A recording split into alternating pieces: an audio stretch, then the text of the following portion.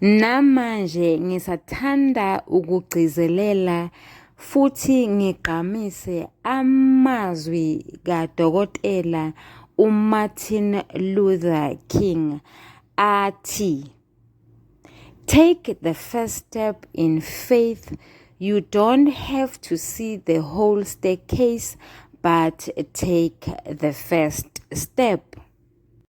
A fallacy that we can commit as human beings is to think that the concept of faith pertains to Christianity and it pertains to something as huge and humongous as a mountain.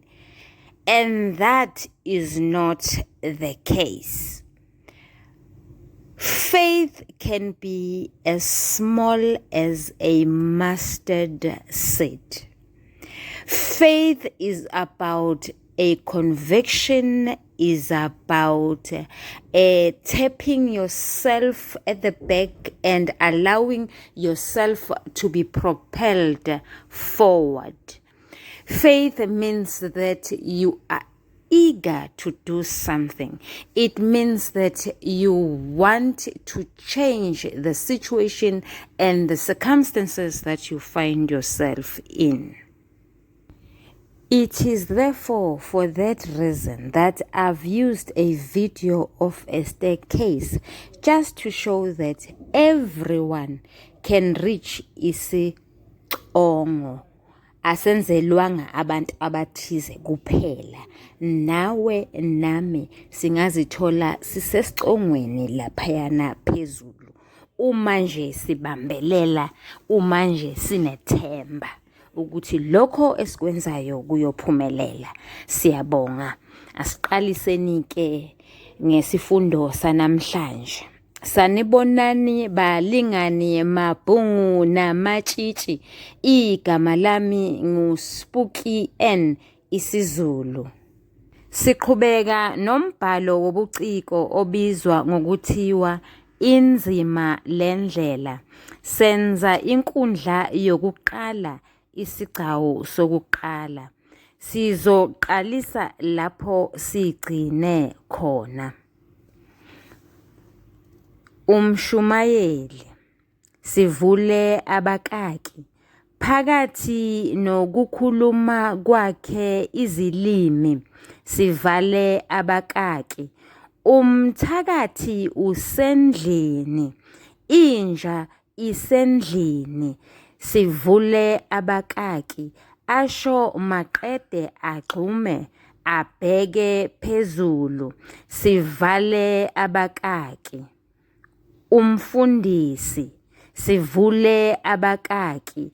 Emva kokuhleba kancane nomqapheli. Sivale abakaki. Angizoyivumela ke lento oyenzayo lapha endlini Hlongwane. Ngeke nje ngiyivumele. Okokuqala nje, uma ngingathi mkhiphe lowo mthakathi, uzovele uthilileke nje. Umngcwabo wezicukuthwane lo Hlongwane. Hlukana nobuqaba. Umshumayeli. Sivule abakaki. Ngezwi eliphezulu. Sivale abakaki. Ngingamkhipha.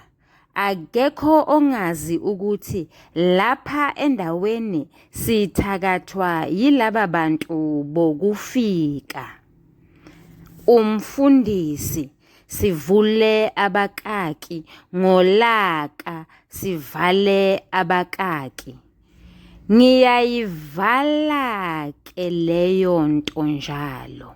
Ngangifuni ukuthi njalo uma kwenzeka into engasile bese kukhonjwa abantu bokufika kuleli. Sonke lapha eNingizimu Afrika siyalingana. Noqhilika wayengazwani kabi nalamanyala okuzonda abantu bokufika. Sivule abakaki. Akhwantshe umsila uHlongwane ahlale phansi. Axolise umfundisi ngokuphazamiseka kohlelo. Sivale abakaki. Nixole kakhulu bakithi. Sivule abakaki. Manje sekulandela isikhulumi sePietermaritzburg Chamber of Business lapho kade eyisikhulu khona uQhilika. Zikhulume zonke izikhulumi. Nangu esekhishwa uQhilika eseyiswa endlini yakhe yokugcina.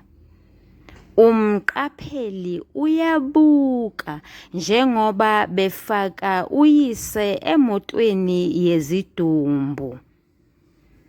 Emva kwalokho nazi sezilandelana izimoto kubhekwe eMountain Rise Cemetery.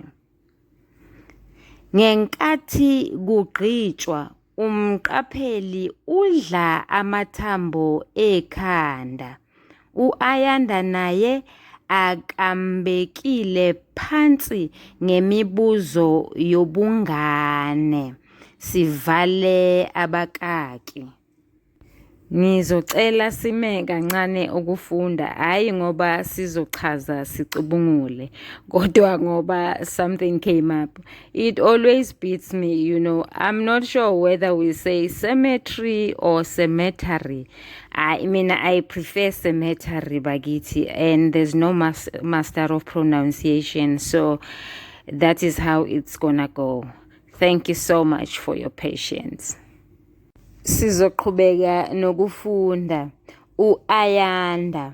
Sivule abakaki. Uyise umgqokise isudi entsha amthengele yona efana neyakhe. Sivale abakaki. Baba, lokhu kusho ukuthi umkhulu angeke esavuka nje ngempela. Umqapheli. Ngeke aphinde avuke umkhulu ndodana. Usuzohlala nomama nobaba wakho abakuthandayo. Angithi uyazi ukuthi ngiyakuthanda? U-Ayanda. Ngiyazi baba, futhi nawe uhlale njalo ungikhumbuza ukuthi uyangithanda. Kodwa pho baba, yini indaba ningithande nina ninomama? Umqapheli. Yingoba phela wena uyindodana yethu enguzinyobulala. U-Ayanda. Kusho ukuthini ukuba yindodana enguzinyobulala baba? Umqapheli. Kusho ukuthi nguwena wedwa ezimpilweni zethu sinomama wakho. U-Ayanda. Engani nje ukhona ulindelwa. Umqapheli. Sivule abakaki. Ezama ukuhlekahleka. Sivale abakaki. Ulindelwa uyisisebenzi salapha ekhaya. Akasiyo ingane yethu. Kodwa noma kunjalo simthatha njengelungu lomndeni. Wena okwakho kwehlukile ngoba uyingane yethu esiyizalayo. Uyigazi lethu. U-Ayanda. Yini indaba ngibe yigazi baba? Angithi angikho bomvu. Umqapheli. Sivule abakaki. Aphinde azame ukuhlekahleka. Sivale abakaki. Uma umuntu eyigazi lakho, lokho kusho ukuthi nihlobene, ningabantu bandawonye. U-Ayanda, yini indaba nina baba? Ningazali futhi omunye umntwana khona sizoba babili. Umqapheli, sivule abakaki, eziba umbuzo ka-Ayanda, sivale abakaki. Nomama wakho uyakuthanda. U-Ayanda, nomkhulu ubengithanda kakhulu, ngizomkhumbula. Umqapheli, uyathanda yini ukuba nodadewenu omncane? U-Ayanda, yebo baba, ngifuna sihambe naye siye esikoleni. Umqapheli, ngelinye ilanga kuyokwenzeka mfana wami. Okwamanje kusafanele sigxile ekunakekeleni wena ukuthi ukhule kahle. Kuyothi-ke uma sewukhulile bese sikutholela udadewenu. U-Ayanda, engani ngikhulile nje mina baba, sengifunda nesikole. Umqapheli, okwamanje ndodana kusenezinkinga ezisivimbayo ukuba sithole omunye umntwana. U-Ayanda, yini indaba baba ningambeki esiswini sikamama umntwana ngoba akukho nkinga khona? Umqapheli, kulungile ke ndodana, ngizoxoxa nomama wakho. U-Ayanda, we baba, umkhulu ufile. Umqapheli, umfundisi uthe siyobuye sibonane futhi nomkhulu wakho. Yinqobo nje uma sithembele enkosini. U-Ayanda, ngikubonile wena ka baba kade ukhala. Umqapheli, bengenziwa ubuhlungu benhliziyo mfana wami. Kodwa manje sengingcono kakhulu mfana wami. Sivule abakaki, aqede lapho adede kuyise ayodlala nezinye izingane. Sivale abakaki.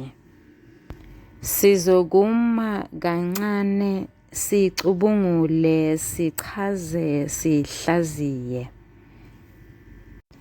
Ngenkathi sifunda, sicubungula evidweni yokuqala, sithena iqhawe lalomdlalo.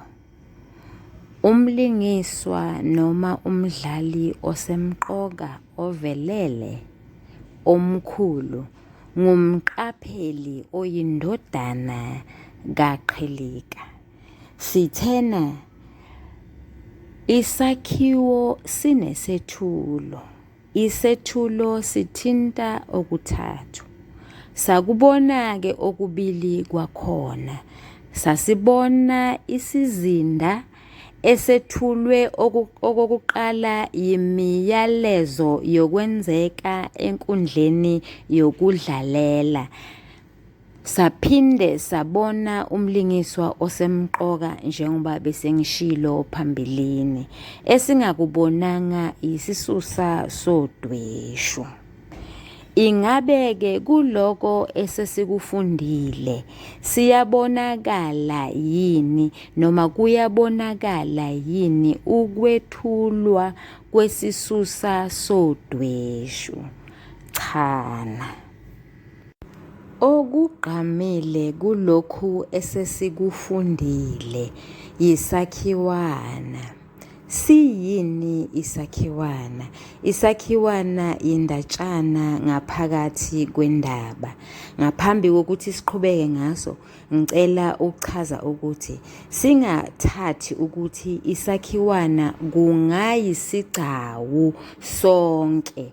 Uma ngabe lokhu kade kuyinoveli, singathathi ukuthi kungayisahluko esigcwele esisodwa. Cha, yingakho sithi isakhiwana yendatshana ngaphakathi kwendaba, ngoba umbhali angasiveza noma yikuphi lapho ethanda khona.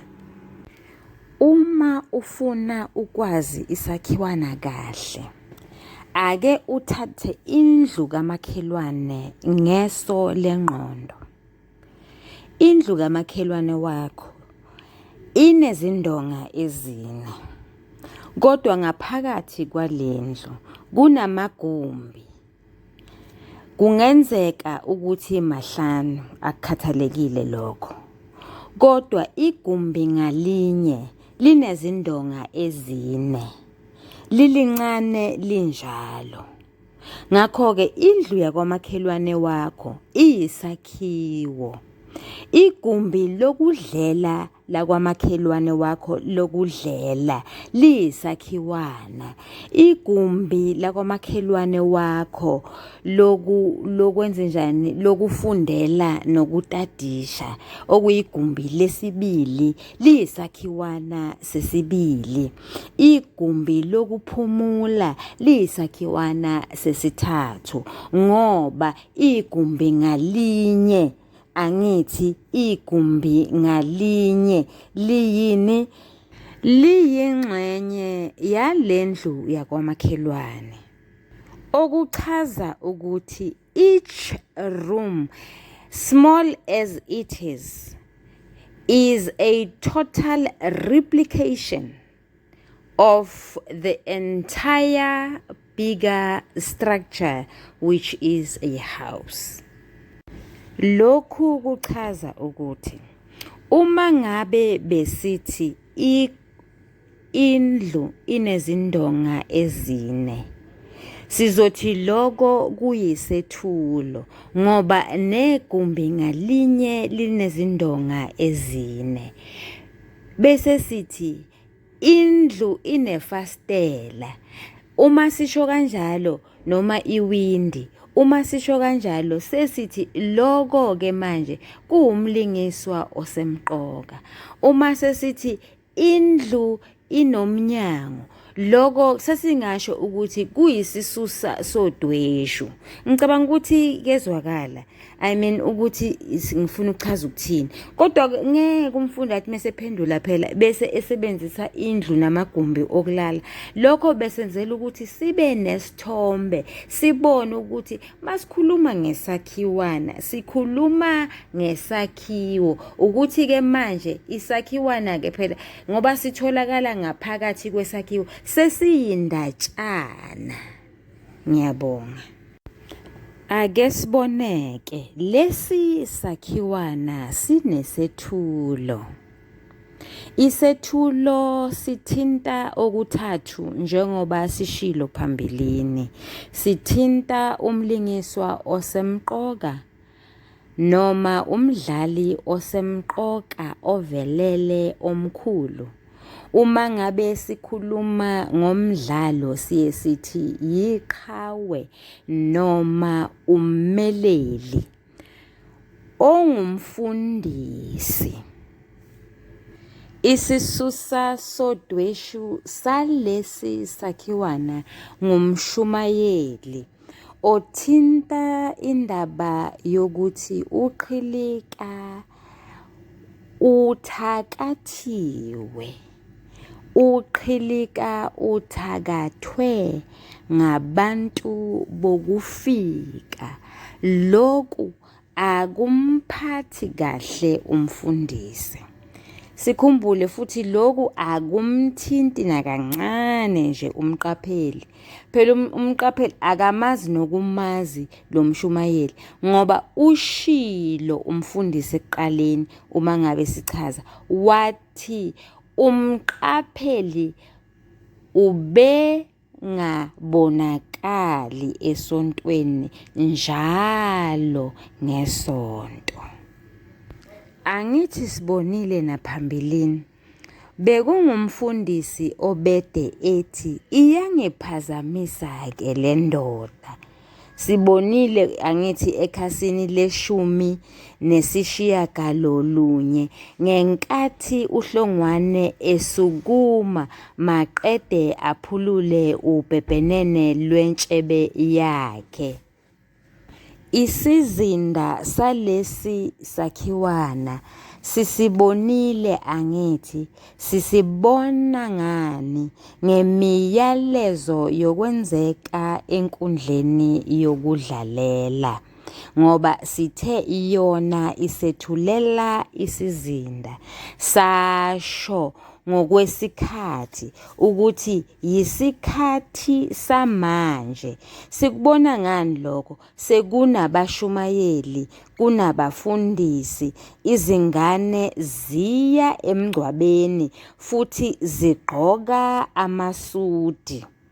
Uma ngabe sibona noma sikhuluma ngesimo senhlalo, sishilo phambilini sathi njengoba kusemngcwabeni phela akujatshulwe, kuyakhalwa. Simbonile nomfundisi ekhala. Uma sibheka indawo kusemngcwabeni, ukhumbule thisha, ukhumbule mfundi ukuthi isakhiwana asizukuba nazo zonke izingxenye. Kuyenzeka sibe nesethulo, isethulo sithinta okuthathu.